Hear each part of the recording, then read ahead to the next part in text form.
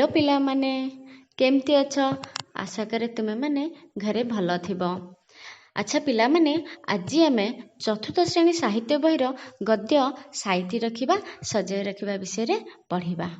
लेखक हेउचंती पद्मलोचन पालाटा सिंह। समय 10टा। चंदन आसी डाक पकेला। तू एपर्यंत बाहरी नाहु? तोर सबुदिन विलंब हेउची। तन्मय बड़ व्यस्त होई सार्ट खोजुथिला। एतिकी बेले ता बो धला सार्टटी धरी सेठारे पहुंचिले। पचारिले पिजुली गछ डाले आकु किए रखिथिला? तन्मय प्रतिदिन कौन ना कौन हजाए। ताकू खोजिबारे तार बहु समय नष्ट हुए। केउ दिन पैंट सार्ट आलमारी पछपटे पड़ी थाए तो केउ दिन आलनार लुगा तले रही जाई थाए। बही खाता कलम पेंसिल रबर स्केल जहा खोज खोजिला बेले हठात किछि मिले नाही। एही सब असुविधा बराबर लागी रही थाए। घरु बाहरिला बेले तन्मय बो उपरे राग तमतम होई बाहरे। एकथा तार माउसी पो भाई चंदन प्रतिदिन देखे। हेले से व्यस्त हुए ने। तन्मय ठारू से बयसरे बड़। सप्तम श्रेणी रे पढ़ुची। तन्मय को से स्नेह करे। ताकू साथी स्कूल डाकी नेबारे देखिलो तो पिला माने केमती तन्मय राग तमतम हेकी बो उपरे स्कूल को जाउची। अच्छा ए विषय आउ गोटे घटना मध्य तुमको माउची कहूची। थरे जने भद्रलोक रेलगाड़ी रे जाउथिले।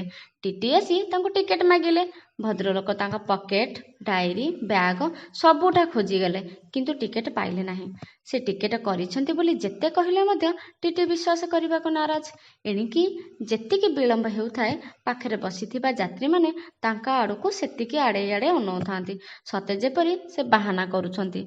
तांको अपराधी भली लागिला एवं बड़ बाधिला। से बाध्य होई आउथरे टिकेट कले। ता सांग को जोरिमाना मध्य देले। से गाड़ी रू ओल्हेई घर को आसिला बेले बाटरे बैग भितर टिकेट खंडी को पाइले। बैग भितर गोटे पॉकेट थिला।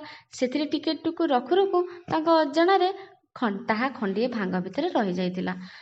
सामान्य अजत्नरू तांको अपमान ओ धनहानि उभय सहिबाकू पड़िला। देखिलो पिला माने अब केमती अपमान हेबाकू पड़ुची। जेउ जिनिस जेउ जगह रखिबा कथा ताकू ठीक सेई जगह रखिले घरटी सफा सुतरा सुंदर सिना दिसिबो।